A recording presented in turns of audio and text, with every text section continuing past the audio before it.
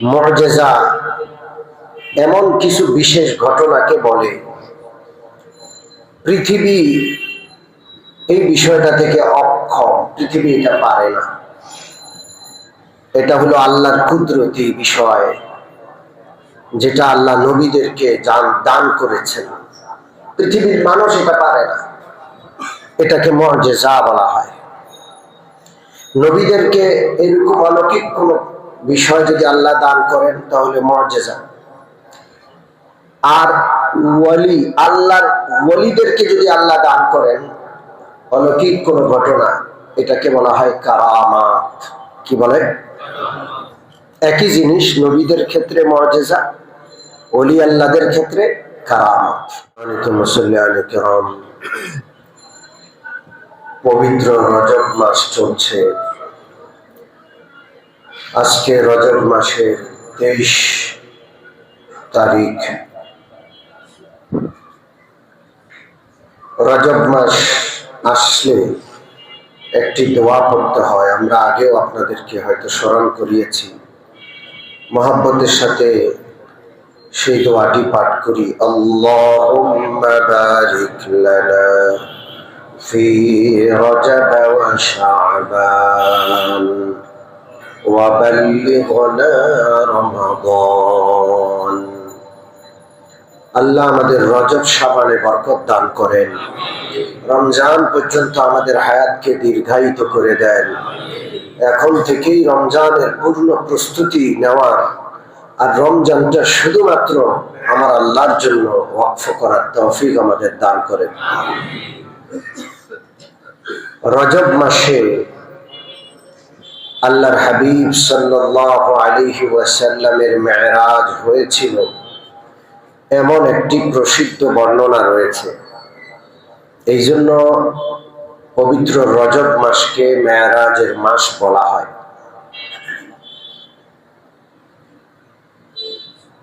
মেরাজ কি জিনিস? মেরাজ আল্লাহ তাআলা আল্লাহ রসুলকে অলৌকিক একটা সৌভাগ্য দান করেছেন। নবীদেরকে আল্লাহ তাআলা বিভিন্ন অলৌকিক মুআজিজা দান করতেন। মুআজিজা এমন কিছু বিশেষ ঘটনাকে বলে পৃথিবী এই বিষয়টা থেকে অক্ষম। পৃথিবী এটা পারে না।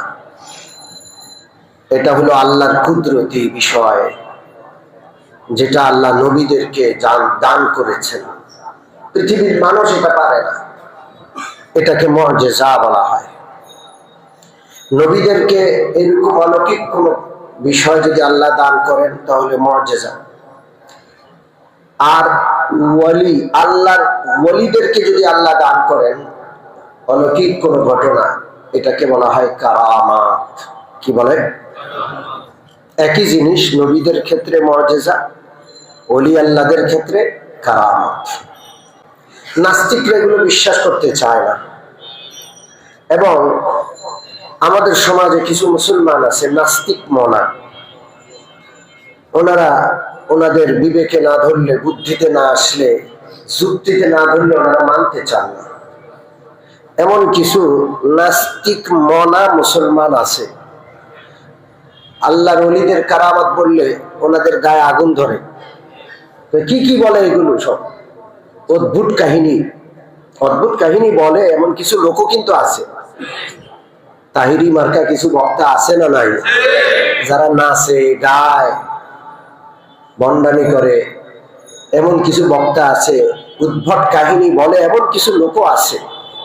তাই বলে আল্লাহর ওলিদের কারামাতকে আপনি মানতে চাইবেন না, এটা কিন্তু হয় না। আহলে সুন্নাত ওয়াল জামাত নবীদের অলৌকিকতা তথা মুআজিজায় বিশ্বাসী, পাশাপাশি আল্লাহর ওলিদের অলৌকিকতা তথা কারামাতে কি বিশ্বাসী। আল্লাহ রাব্বুল আলামিন যুগে যুগে বিভিন্ন নবীকে অলৌকিক বিভিন্ন বিষয় দান করেছেন, মুআজিজা দান করেছেন। আল্লাহ রাব্বুল আলামিনের একজন নবী ছিলেন হযরত দাউদ। যেই যুগে হযরত দাউদ এই পৃথিবীতে এসেছিলেন সেই যুগটা ছিল অস্ত্র বানানোর যুগ, যেমন এখন কিছুটা। কার কাছে কত বিধ্বংসী অস্ত্র আছে তার শক্তি তত বেশি। সবাই দুনিয়াটাকে ধ্বংস করতে চায়, কেউ বাঁচাইতে চায় না। যারা মানব অধিকারের যত বড় স্লোগান দেয় ওরা দুনিয়াকে তত বেশি ধ্বংস করছে। কথা ঠিক কিনা? ধ্বংসের আয়োজন, রক্ষার আয়োজন নেই। হযরত দাউদ আলাইহিস সালাতু ওয়াস সালামের সেই সময়টা অস্ত্রের যুগ ছিল। অস্ত্র বিশেষজ্ঞ ছিলেন অনেকেই, কঠিন কঠিন অস্ত্র দ্বারা তৈরি করত।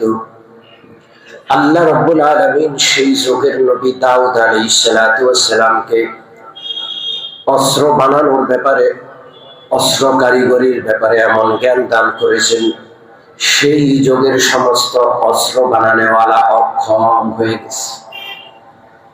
কি বিশেষ ক্ষমতা দিয়েছিলেন আল্লাহ রাব্বুল আলামিন বলেন, وَأَلَنَّا لَهُ الْحَدِيدَ أَنِ اعْمَلْ سَابِغَاتٍ وَقَدِّرْ فِي السَّرْدِ وَاعْمَلُوا صَالِحًا। আল্লাহ রাব্বুল আলামিন বলেন, আমি আমার নবী দাউদকে অস্ত্র বানানো শিখালাম। কিভাবে অস্ত্র বানাতে হবে আমি আল্লাহ নিজে তাকে তালিম দিলাম, পাশাপাশি তাকে বিশেষ ক্ষমতা দান করলাম।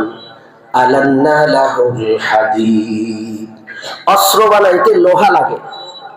হযরত দাউদের হাতে লোহা মোমের মতো নরম হয়ে যেত।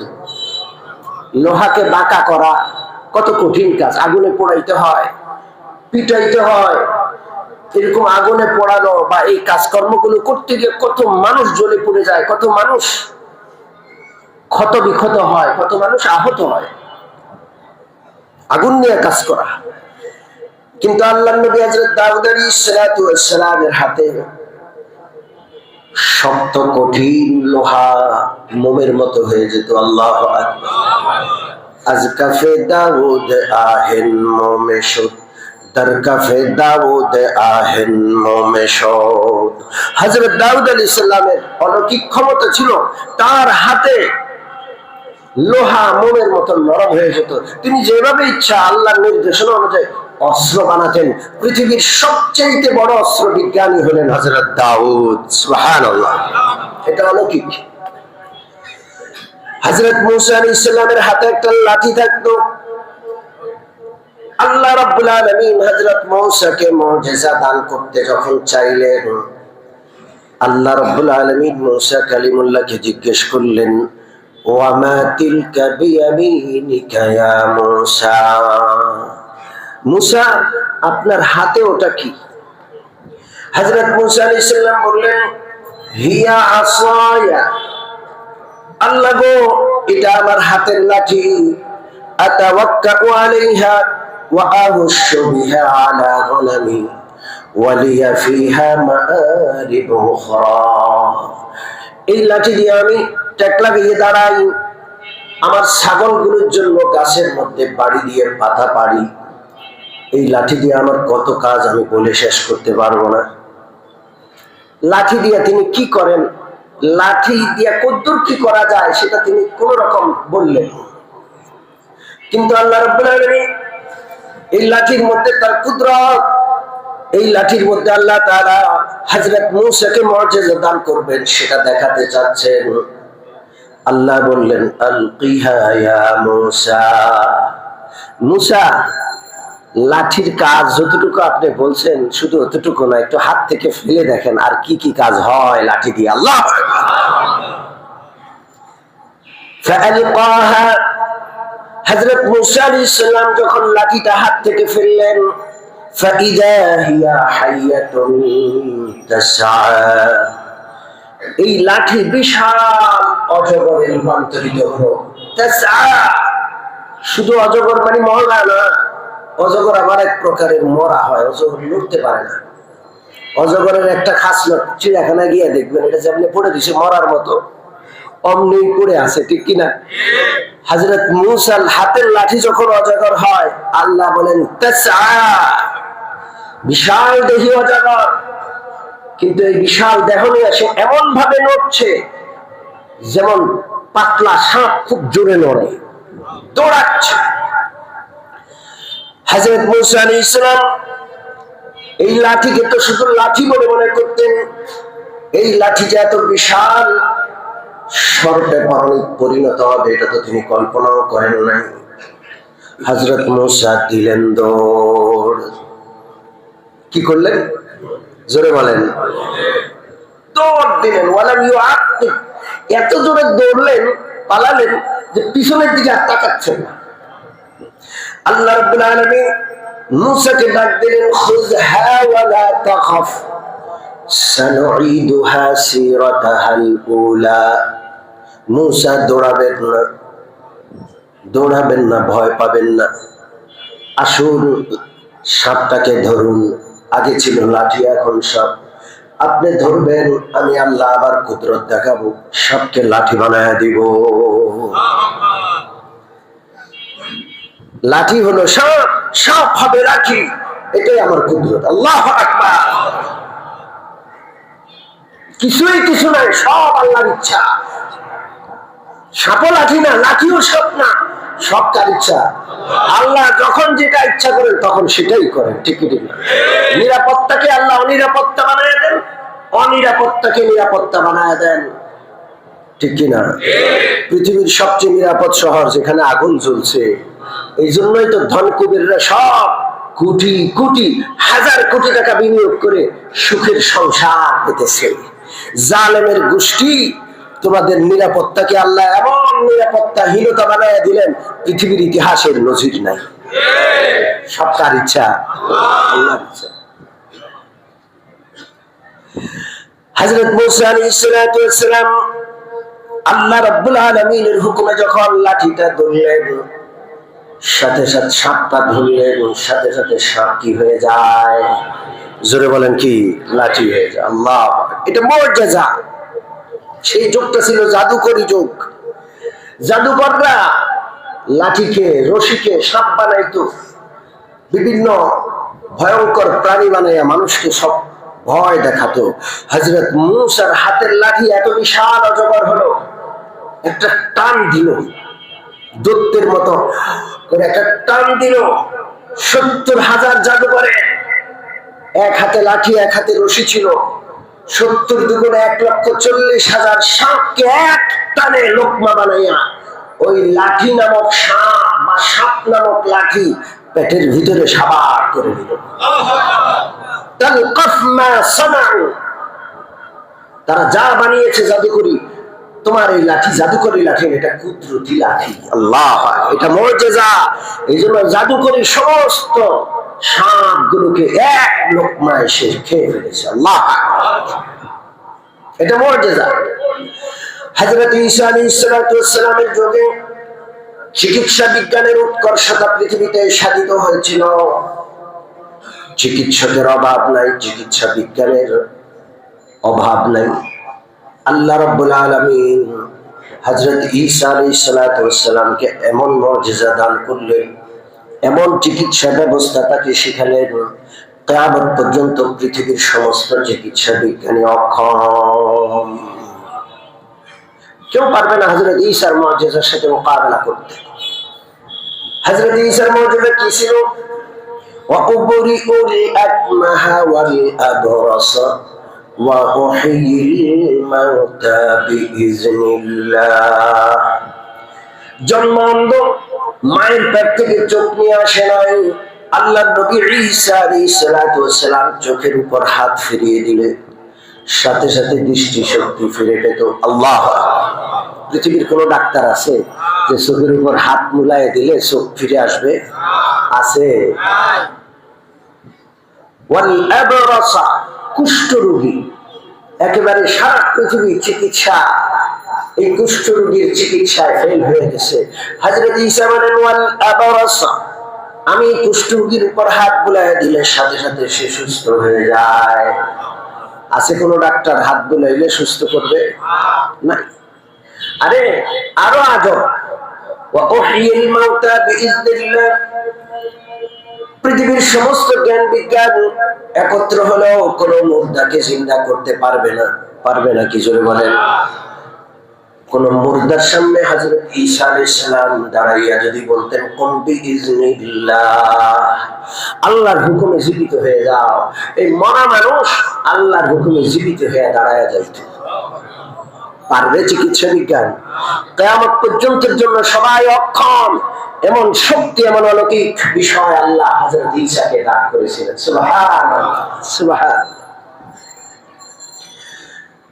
আল্লাহ রাব্বুল আলামিন বিশ্বনবী রাহমাতুল লিল আলামিনকে মেরাজ নামক অলৌকিক ক্ষমতা দান করেছেন, যেটা কোন নবীকেও আল্লাহ দেন নাই। মেরাজ হলো সরাসরি নবীজির সাথে সাক্ষাৎ। কার? জোরে বলেন কার? আল্লাহর সাক্ষাৎ নবীজির সাথে। লক্ষাধিক নবী আল্লাহ পাঠিয়েছেন, কারোর সাথে আল্লাহ সরাসরি সাক্ষাৎ দেন নাই। একমাত্র মুহাম্মদুর রাসূলুল্লাহ সাল্লাল্লাহু আলাইহি ওয়াসাল্লামকে আল্লাহ সরাসরি সাক্ষাৎ দান করেছেন।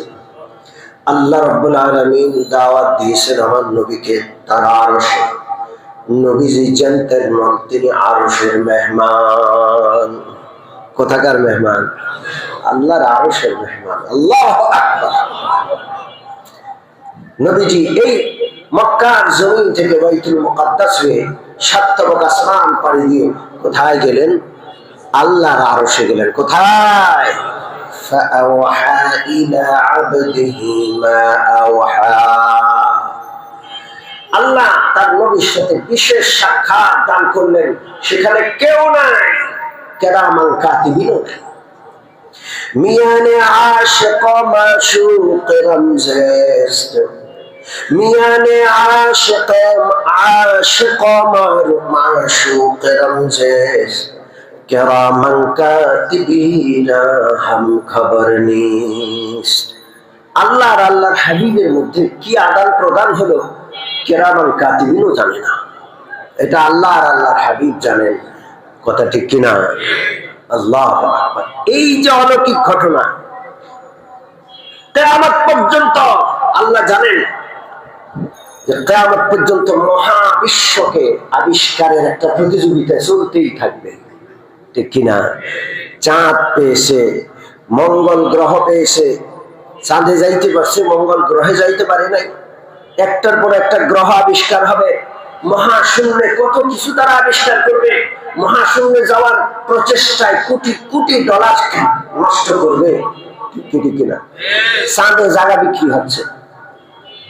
চাঁদের জায়গাটা কার? কে বিক্রি করে? কোন পাগলে কিনে? আছে না নাই? জোরে বলেন আছে না নাই? মানুষ পাগলের যখন আর কোনো কাজ থাকে না, তখন চাঁদে গিয়ে জায়গা কিনে। আছে না নাই? আল্লাহু আকবার। মহাশূন্য নিয়ে কত গবেষণা। এই জন্য আল্লাহ তাআলা মহাশূন্য অতিক্রম করে আরশ পর্যন্ত নবীকে পৌঁছায়া দিয়া কিয়ামত পর্যন্ত জন্য সারা বিশ্বের সমস্ত জ্ঞান বিজ্ঞানকে আল্লাহ অক্ষম করে দিয়েছেন। তোমরা এর 1000 ভাগের, লক্ষ ভাগের 1 ভাগও আবিষ্কার করতে পারবে না। ইতিহাসের প্রথম নভোচারী, বুদ্ধ জগতের ভ্রমণকারী হলেন মুহাম্মদুর রাসূলুল্লাহ সাল্লাল্লাহু আলাইহি ওয়াসাল্লাম। আলহামদুলিল্লাহ। এটা হলো মুজিজা, এটা হলো অলৌকিক বিষয়। সারা পৃথিবীর জ্ঞান বিজ্ঞান এতে অক্ষম। তবে আল্লাহ রাব্বুল আলামিন মুহাম্মদুর রাসূলুল্লাহকে যে মুজিজা দান করলেন, অলৌকিক যে বিষয়টা, সৌভাগ্য সাক্ষাতের মতো বিষয় দান করলেন, সৌভাগ্য এমনি দান করেন নাই। এর আগে অনেক কষ্ট আছে, কষ্টের পরে মিষ্টি মিলে। কষ্টের পরে কি মিলে? কষ্ট মিলে। কেউ বলে মিষ্টি মিলে। কষ্ট করতে হয়, পরিশ্রম করতে হয়, এরপরে গিয়ে ফলাফল পাওয়া যায়। একটা সময় কষ্ট করলে আরেকটা সময় আল্লাহ তাআলা সহজ করে দেন। সবকিছু ভোগ করার ক্ষমতা, শক্তি, তৌফিক দান করেন। মহানবী সাল্লাল্লাহু আলাইহি ওয়াসাল্লাম এই মেরাজের সৌভাগ্য এমনি এমনি পান নাই। মেরাজের ঘটনার আগে কি পরিমাণ ত্যাগ ইসলামের জন্য, কি পরিমাণ কোরবানি, কি পরিমাণ কষ্ট করেছেন, সেই ঘটনাগুলো যদি আলোচনা না করা হয়, মেরাজের আলোচনাটা অপূর্ণ থেকে যাবে। কথা কি বুঝতে পারছেন? জোরে বলেন, বুঝতে পারছেন? এই জন্য মেরাজের ঘটনার আগে, মেরাজ একটা অলৌকিক বিষয়, এটা আমি আপনাদের সামনে মোটামুটি বললাম। তবে এই অলৌকিক সৌভাগ্য দান করার আগে আল্লাহ তাআলা আর এই নবী কি কি কষ্ট করেছেন সেটা আপনাদেরকে একটু বুঝিয়ে বলবো। এই বুঝানোর আগ মুহূর্তে আমি শুধু একটু কথা বলবো। মেরাজ রজব মাসে হয়েছে এটা সুনিশ্চিত না।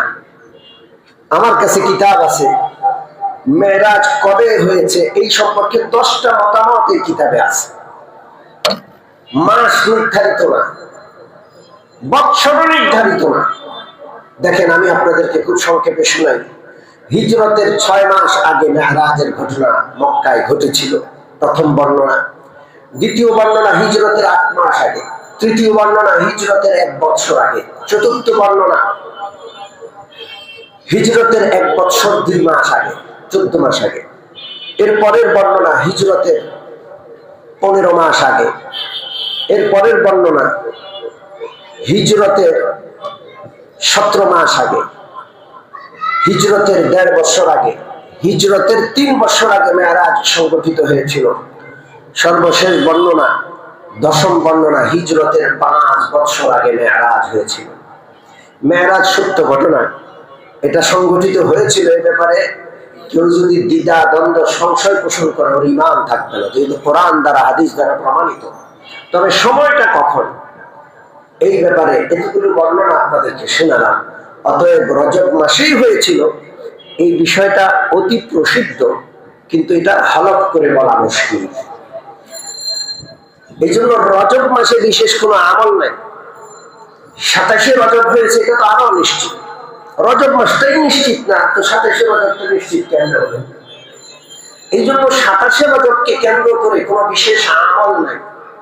মনে রাখবেন, 27শে রজব অনেকে রোজা রাখে, মেরাজের রোজা। ভাই, আল্লাহ রাসূল থেকে এটা প্রমাণিত না, পরিষ্কার কথা। আপনি সারা বছর নফল রোজা রাখেন, কোনো অসুবিধা নাই, কিন্তু মেরাজের রোজা মনে করে রাখলে তখন এটা সমস্যা। 27শে রজবের আলাদা কোনো আমল নাই।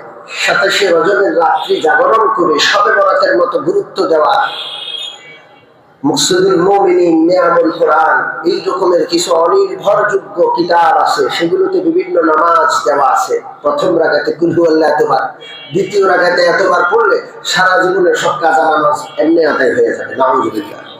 এগুলো একেবারে সঠিক নয়, পরিষ্কার কথা। বৎসরের 365 দিন যেমন, 27শে রজবের দিনটাও তেমন, সেই রাতটাও তেমন। আল্লাহ যেন আমাদের সকলকে স্মরণ রাখার তৌফিক দান করেন। আসুন, মেরাজের এই সৌভাগ্য লাভ করার আগে আমার নবী সাল্লাল্লাহু আলাইহি ওয়াসাল্লাম কি কি ত্যাগ করেছিলেন, কি কি কুরবান করেছিলেন, একটু আগে থেকে বলবো আমি। মক্কায় চরম নির্যাতন, নবী রাহমাতুল লিল আলামিন মুহাম্মদুর রাসূলুল্লাহ সাল্লাল্লাহু আলাইহি ওয়াসাল্লাম নির্যাতনে অতিষ্ঠ হয়ে গেলেন। সাহাবায়ে কেরাম নির্যাতনে অতিষ্ঠ। আল্লাহর হাবিব সাল্লাল্লাহু আলাইহি ওয়াসাল্লাম সাহাবায়ে কেরামকে মক্কা ছেড়ে সুদূর হাবশায় হিজরত করে যাওয়ার অনুমতি দিলেন। ইথিওপিয়ায় চলে যাওয়ার অনুমতি দিলেন। ইথিওপিয়ার বাদশা ছিলেন নাজ্জাশী, তিনি ন্যায়পরায়ণ ছিলেন। সাহাবায়ে কেরাম দুইবার হিজরত করলেন। সর্বশেষ শতাধিক সাহাবী মক্কা থেকে হিজরত করে নির্যাতন থেকে বাঁচার জন্য হাবশায় চলে গেলেন। মক্কার লোকেরা টের উপায় নেই। মক্কার লোকদের মাথা নষ্ট যে শতাধিক সাহাবী হিজরত করে হাবশায় চলে গেল, আমরা জানলাম না। এই সাহাবীরা নিজের মাতৃভূমি ত্যাগ করে হাবশায় গিয়ে একটু শান্তিতে দিন কাটাবে, ওই হিংসুক মক্কাবাসী এটাও শুনতে পারবে না। হাদিয়া উপঢৌকন দিয়া হাবশায় পাঠালো। হাবশার বাদশাকে হাদিয়া দিয়া এই লোকগুলোকে কোনোভাবে আবার মক্কায় নিয়ে এসে নির্যাতন করা যায়। কিন্তু আল্লাহর কি হিকমত, দীর্ঘ আলোচনা, আমি খুব সংক্ষেপ করে বলছি। হাবশার প্রেসিডেন্ট নাজ্জাশী বাদশা, মক্কার এই দুষ্ট লোকগুলোকে ফেরত দিলেন, তাদের হাদিয়া উপঢৌকন ফেরত দিলেন, মুসলমানদের ফিরিয়ে দিলেন না। মক্কার লোকেরা ব্যর্থ হয়ে ফিরে আসলো, মনে খুব কষ্ট, নির্যাতন করতে পারলো না, নির্যাতন থেকে বেঁচে গেল মুসলমান। দুনিয়ার কাফেররা মুসলমানদেরকে কষ্ট দিতে পারলে ওরা খুশি, ঠিক কি ঠিক না? মুসলমান বললে ওদের উৎসব, ওরা যুদ্ধ বাঁধাইয়া অথবা যে কোনো অন্য অজুহাতে সারা বিশ্বের মুসলিম নিধনের ওরা মেতে উঠতে চায়, ঠিক কি ঠিক না? আমাদের ওদের কথা মনে রাখতে হবে, এরা দুষ্ট। যখন মুসলমানরা সফল হিজরত করে হাবশায় ভালো আছে, ফিরে আনতে পারলো না, মনে বড় জ্বালা। এর মধ্যে হযরত ওমর ফারুক রাদিয়াল্লাহু তাআলা আনহু মুসলমান হয়ে যান।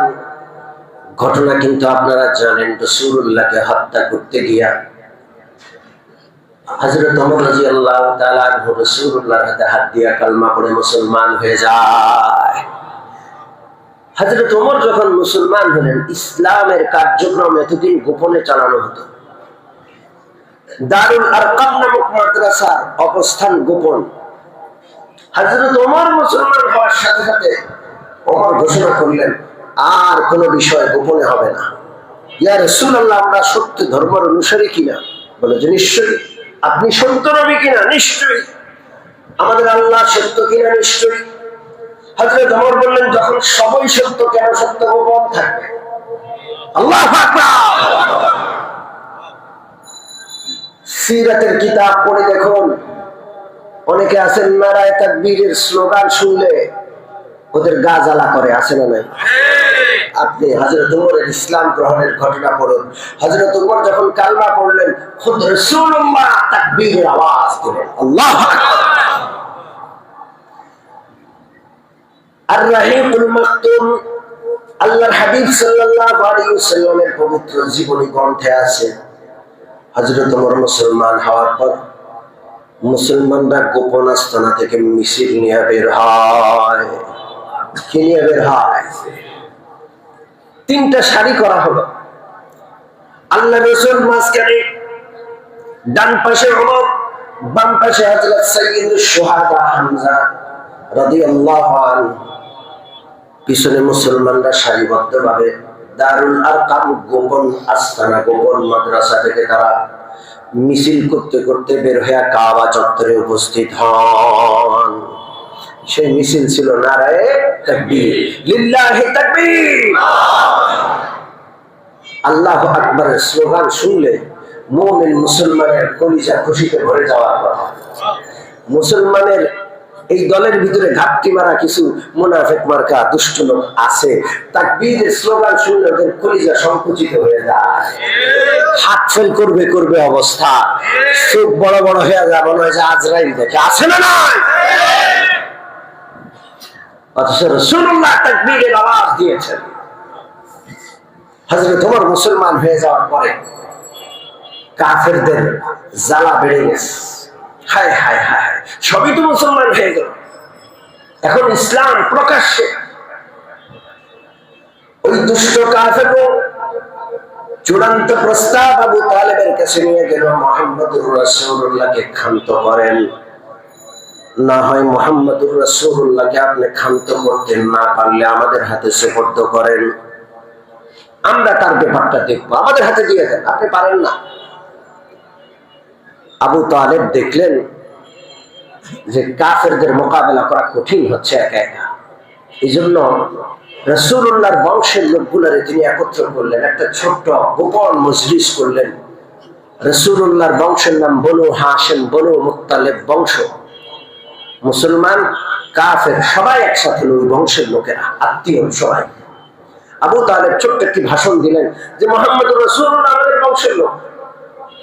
তিনি একটা দাওয়াত দিচ্ছেন, আমি চাচা, আমি এখনো মুসলমান হই না, কিন্তু আমি তার পক্ষে আছি, আমার রক্ত তার মধ্যে আছে, আমি তাকে কাফেরদের হাতে তুলে দেব না। আল্লাহু আকবার।